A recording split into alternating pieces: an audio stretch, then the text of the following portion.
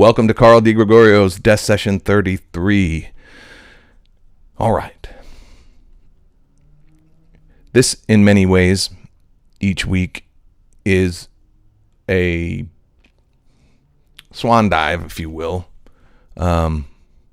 which was something I was very reticent to learn as a child. I remember swimming lessons, being taught to jump into the pool head first, and the idea that the instructor put her arm at my ankles and tried to have me jump over her arm was as the image, and I thought she was trying to trip me into the pool. And I've been it was a very freaked out kid with that moment. And so anytime I do things that many times, in many cases, public speaking, things like that, stand up, being in shows, people I've often heard that those are primal fears, that those are fear of public speaking is number 2 or whatever. But I've managed to conquer that to a degree. But putting, quote unquote, yourself out there has been something that requires some courage for me. And this is 33. And, every time I hit the space bar, as it were, and start talking, it is a dive into the unknown, because I'm really trying to expand my out loud thought processes and have this sort of be extemporaneous and yet sound and appear to be, cogent, well thought out, and hopefully, real and of some service or some help to myself primarily, and to anyone who might check it out. So each time I go without notes. My biggest fear in stand-up was forgetting shit, and it got to the point where I did rely too heavily on my Moleskine reporter notebook, and I used the reporter notebook because every time I pulled it out and flipped it open like a cop or a reporter, I would make some kind of joke. So it wound up being a bit that required the prop, or I was just acknowledging that, yeah, I'm fucking, I'm going to the notes. And it was always the fear when I did go on the road and have to go for a half an hour or plus, and those multiple nights, man, you would freak out. You're like, you get into this vortex of, I just said this, didn't I? I just fucking said this. Holy shit, I'm repeating myself and they're staring at me.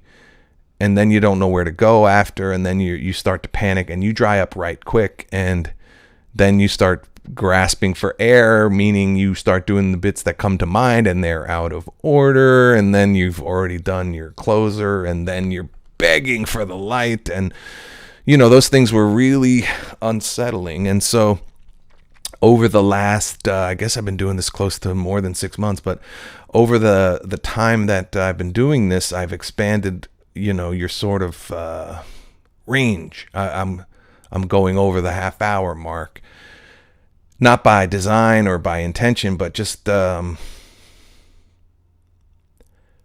resting in the silences and thinking about, linking things together, and a few things that I might want to talk about.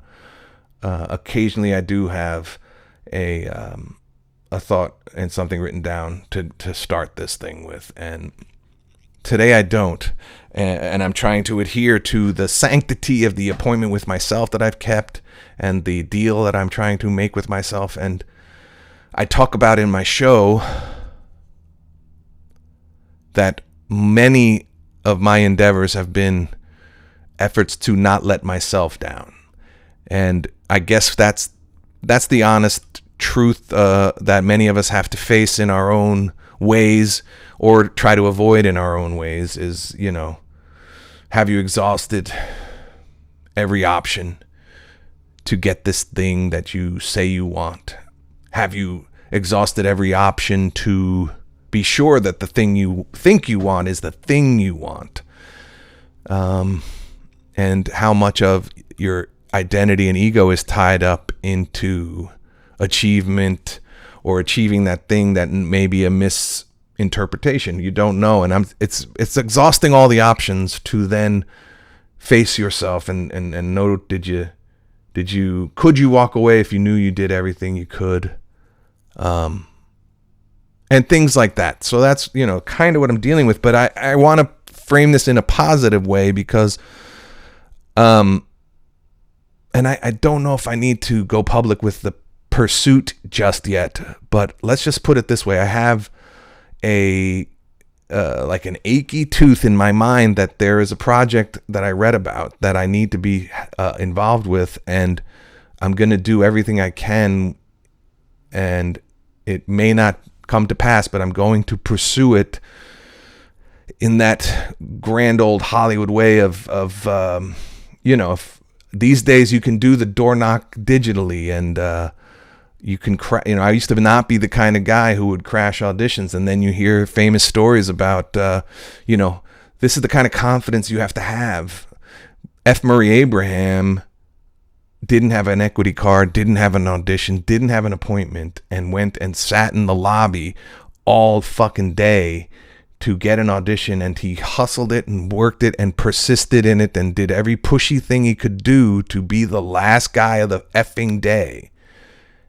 And it was an imposition on the casting people. It was an imposition on the production team. They did not want to see him. He insisted that he was set up to be destroyed by them for the audacity to insist. And then what, of course, happens in the great lore of the story, F. Murray Abraham was the guy, and he got the part in a Terrence McNally play. Was it Terrence McNally or Lanford Wilson? Let me fix that.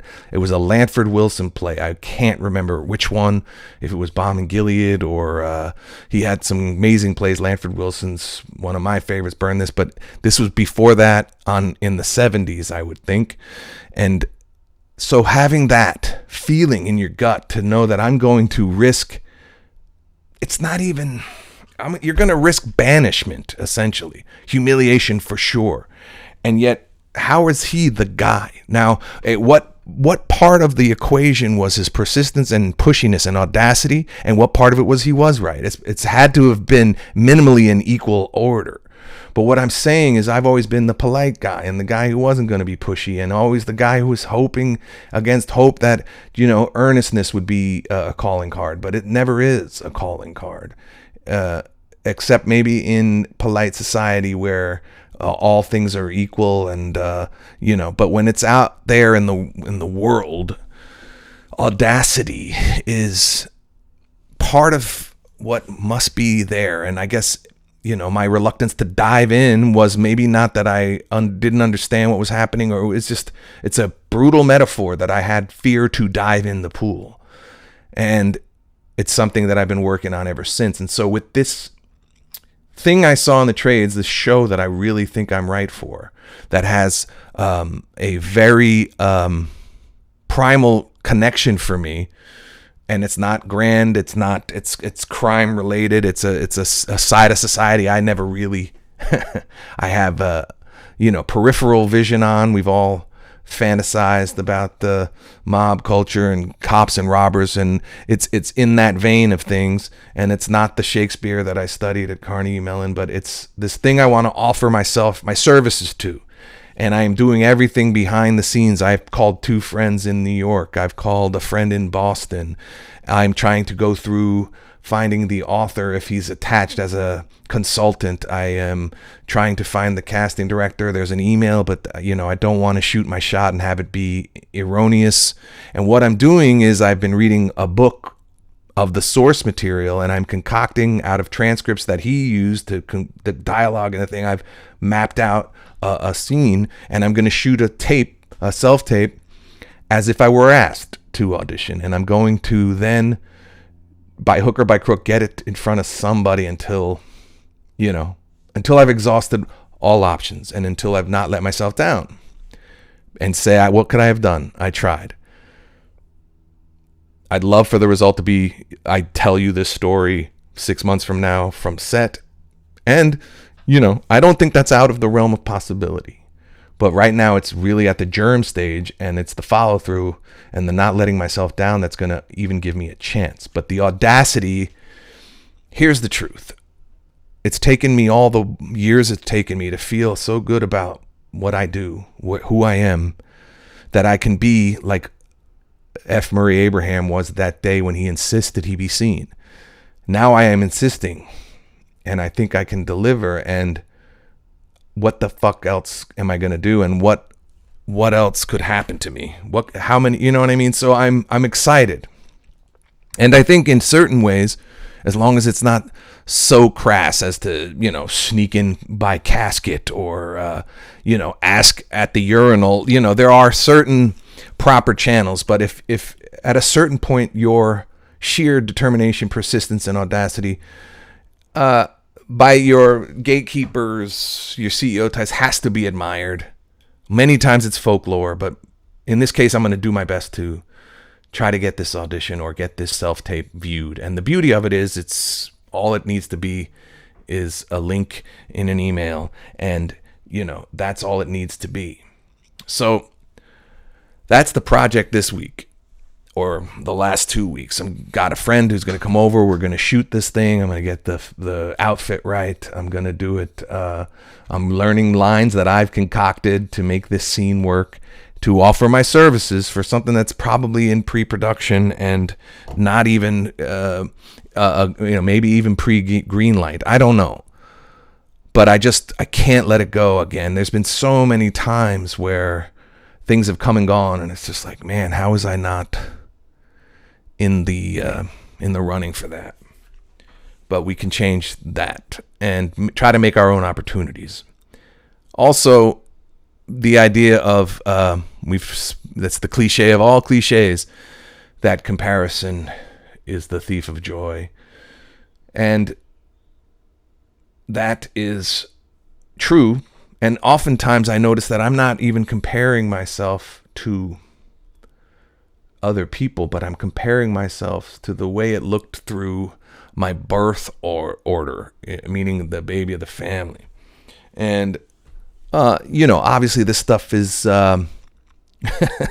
many shrinks have profited from people trying to sort this stuff out. And, I don't know how many of these things are markers, but you can be comparing yourself to what it looked like in your life. If you're going through it together with your peers, that's one thing. But if your family is, has some age gaps, you see things like prom, you see things like high school, you see things like, summer vacations, where you're going. You see those things as, they must be special, and then obviously you get there. And then the comparison to a feeling that you imagined, that comparison is the letdown. And I guess so comparison is the thief of joy, meaning if you compare yourself to Derek Jeter, you're going to feel like maybe your life isn't as, it's hard to do your gratitudes if you think you got to live like Derek Jeter did, or you know what I'm saying. But if you're, in many cases, your comparison is to an expectation that falls short. And that's because the fantasy is what the comparison is to, and living through the lens of a television, or living through the lens of, your siblings or people on the block, or, those comparisons are the ones that can really throw you off, and if you're sort of like, a pop culture buff like I was, or, you did your research, before I was a big do your research guy, and I was lucky enough to, have access to magazines, and I would always read articles, and I had access to plays, and we had a great library in my hometown, and I was all about like kind of knowing, I was a odd kid, I knew, I was a David Mamet fan when I was in high school, it's not uncommon, obviously, for people who wind up in the theater that would be the case. But I was always around older people, and so things always seemed out of time. And now it feels like they're time is different for me right now. And so now it's precious, obviously, and what I will and will not do to my time, with my time. This injury has given time back to me to some degree, except for the, one of these days I'm going to have time. I'm going to give myself the gift of time without injury, without government intervention from the shutdown or whatever, and take that dive.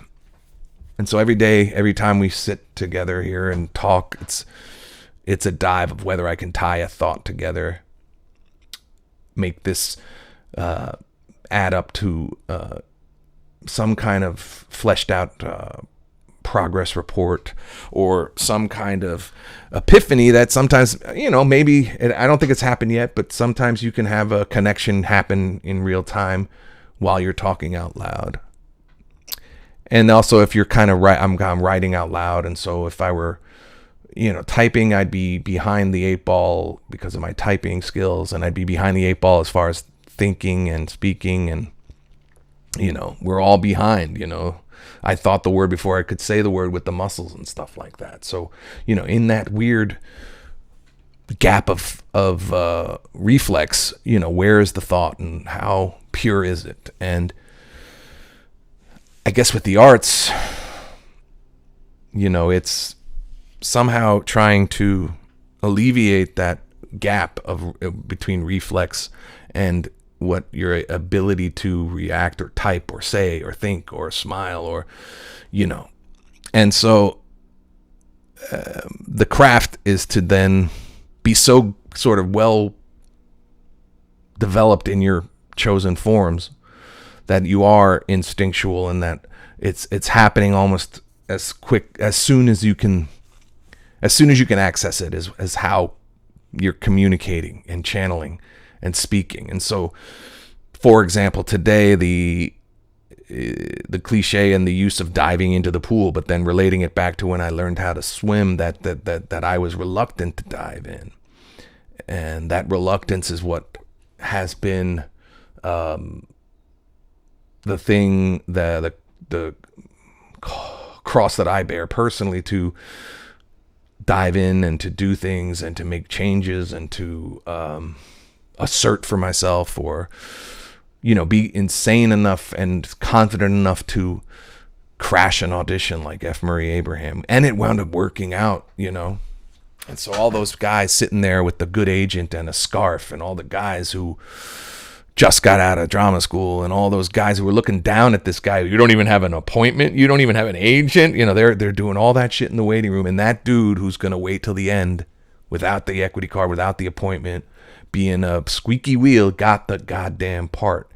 And so, those are kind of the inner workings that, if they weren't, we've all been given gifts, and I've been blessed and have a vocabulary, and I grew up in a good part of the world, and my parents were educated, and so were my siblings. And so I was a precocious kid, and also, I was a person of letters, and that was a blessing. But then, some of the others, you don't get everything. So, they joke, what was I watching? That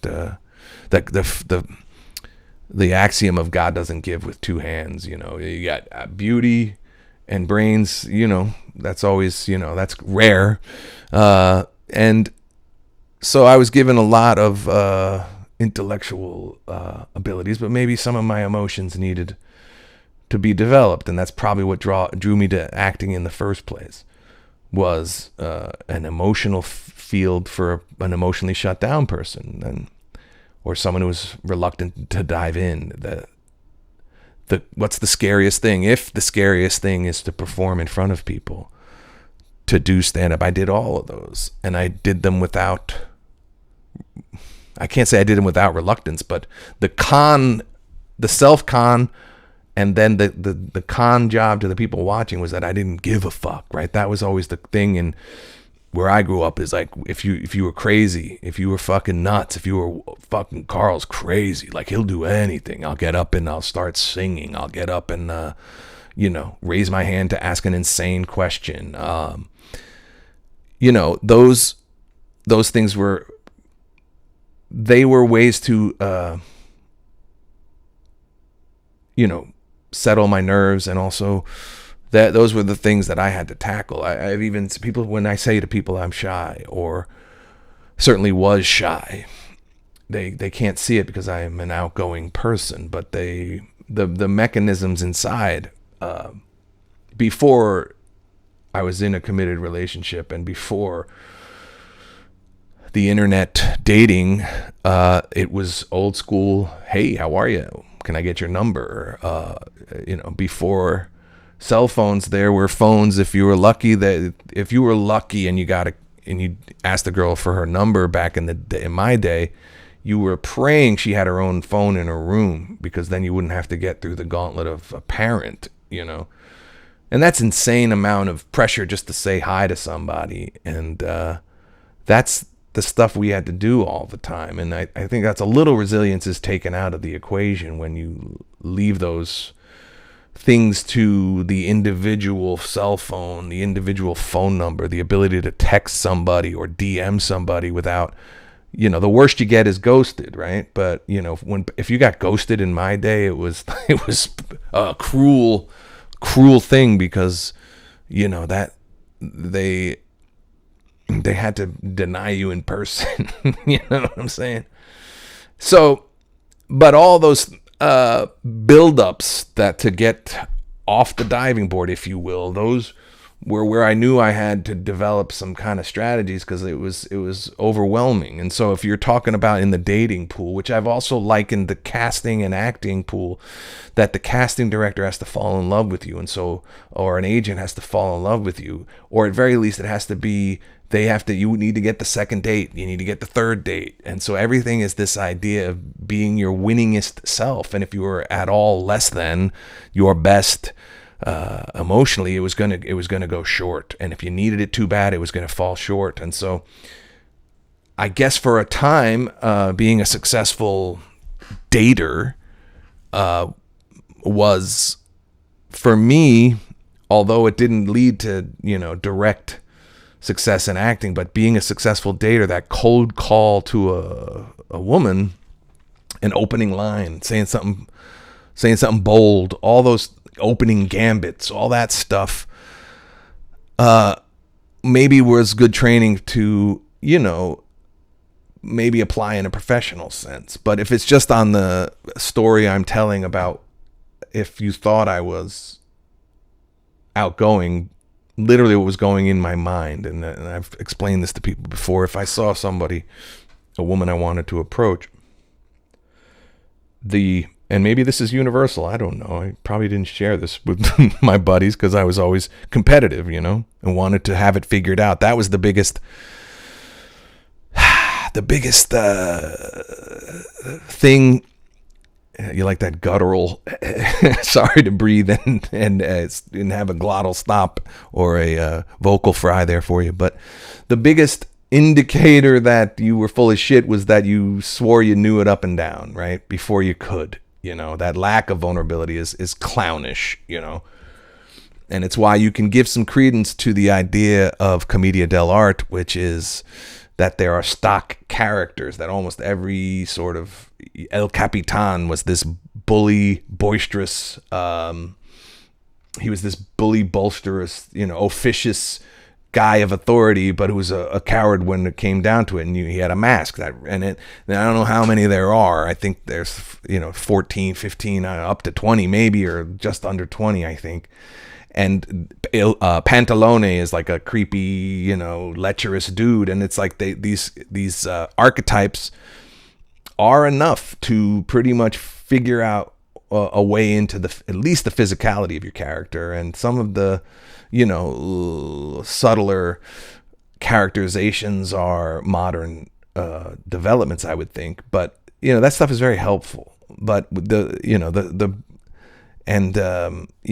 Allen famously said that he was just doing Bob Hope with a New York accent. And then the Bob Hope is the coward. He's probably, a hybrid of a commedia dell'arte character. So try not to be that in your freaking life. So when Carl D was basically saying, oh, yeah, I've done that before. Yeah, how? You're 15, dog. You know what I'm saying? But for a long time, I was more concerned with the success of my dating life, let's say. But if you could be inside my head, if I was making an approach across the room, it was the self-talk was very negative. Don't be a fucking pussy. Don't be a pussy. Go up there. If you don't say hello to this woman, you are going to suffer the loneliness of 1,000 seas or whatever. Like, I was in that kind of thing, whereas by the time I got there to say something, it was like, I have to do this. You don't understand. The inner monologue is telling me I will be a failure for life if I don't say hi to you. And that was probably bringing a little too much heat. And if I was doing that with my auditions and things like that, then that was, it was obviously, I've been called too intense before. And I've been told that sometimes my tone is that of seemingly an agitated, angry person, when I'm just emphatic. In my mind, I think I'm just being emphatic. I think, and often we blame our heritage, or we blame where we grew up for what is unregulated, behavior, probably. But I also know that, people are so monotone and not as effusive as I am because of, their desires to be like that, or to, an actor has to be expressive. And so much of the push and pull of a society is I have to be available to my emotions, and yet I have to corral them in general population.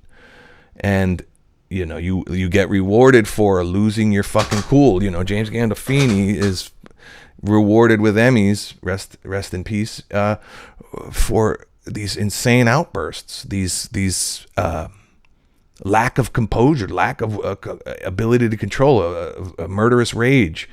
You get awards for that. But if you start losing your shit at a fucking buffet, you're, because they ran out of fucking crab legs, or you can't accept how things are, then you're in trouble. And so for many years it was just this figuring that stuff out. Luckily it didn't turn into antisocial behavior, but I know for someone who's supposed to have learned voice and speech and how to modulate and use the upper register and all the second chamber, all this stuff that I know, linguistically and things like that, it still can't stop me from gritting my teeth when I'm pissed and all those things. And so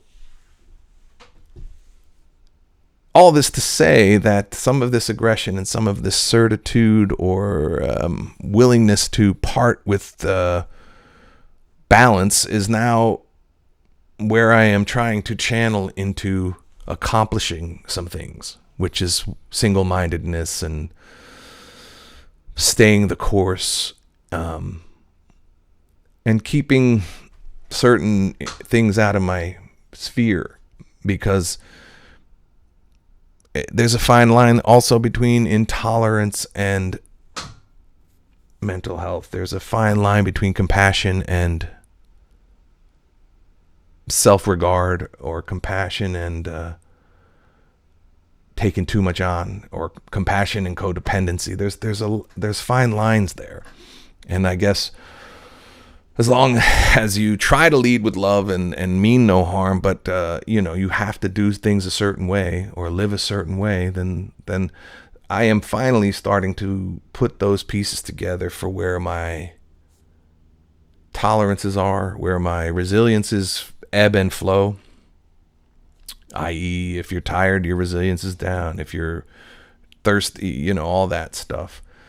And it just seems kind of rudimentary for someone of my age, but it's better late than never. And I think too many people cop to, people can't change, and I think that's a load of malarkey. I think they'd prefer you not, or they'd prefer you not change the deal you've made with them, vis-a-vis access, things like that.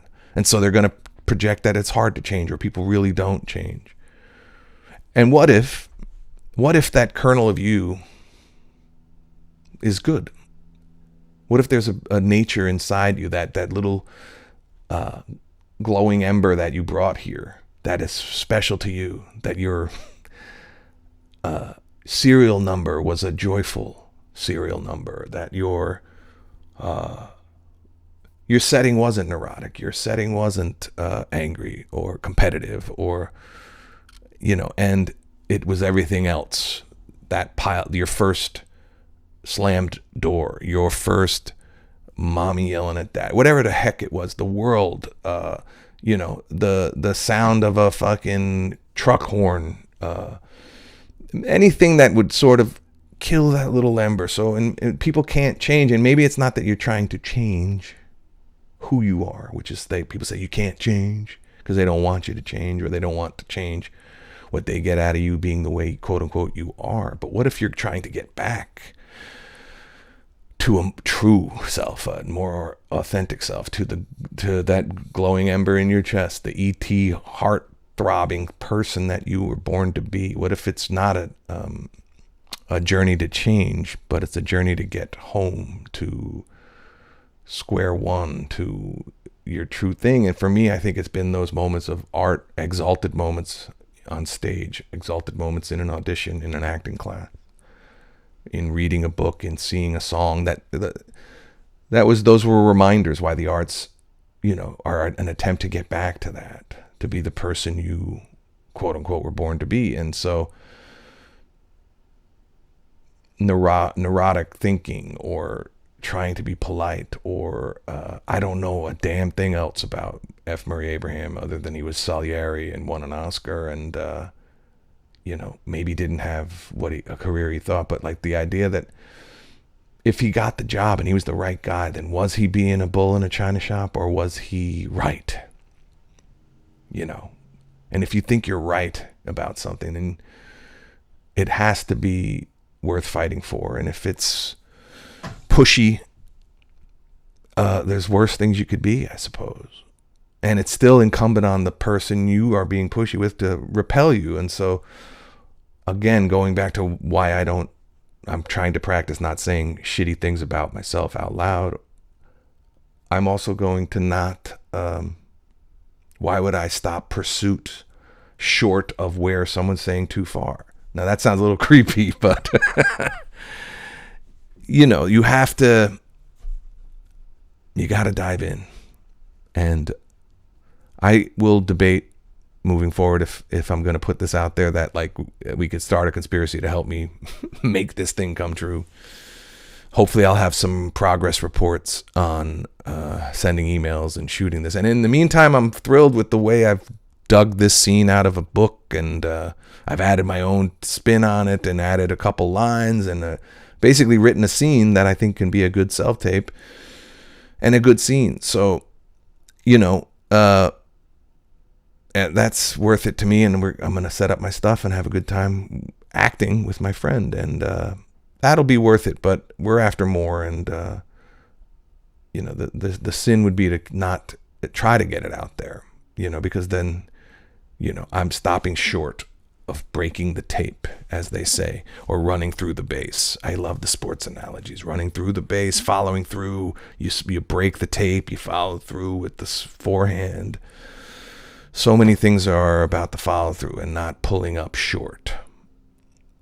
And so, in an effort to not let myself down, I will probably wrap this up. I've had about a few, 2-3 false endings here where you're hanging in there saying, I think he's wrapping it up. And I am. And I thank you. And we will keep you posted. And thanks for allowing me not to let myself down. And so moving forward into the week, here comes some more false endings and wrap-ups and false stutter, head fakes. Do something, put something out there, and then go for it. And then make sure you don't let yourself down, because, there's disappointment out there regardless. So don't let it be on you. All right. Peace.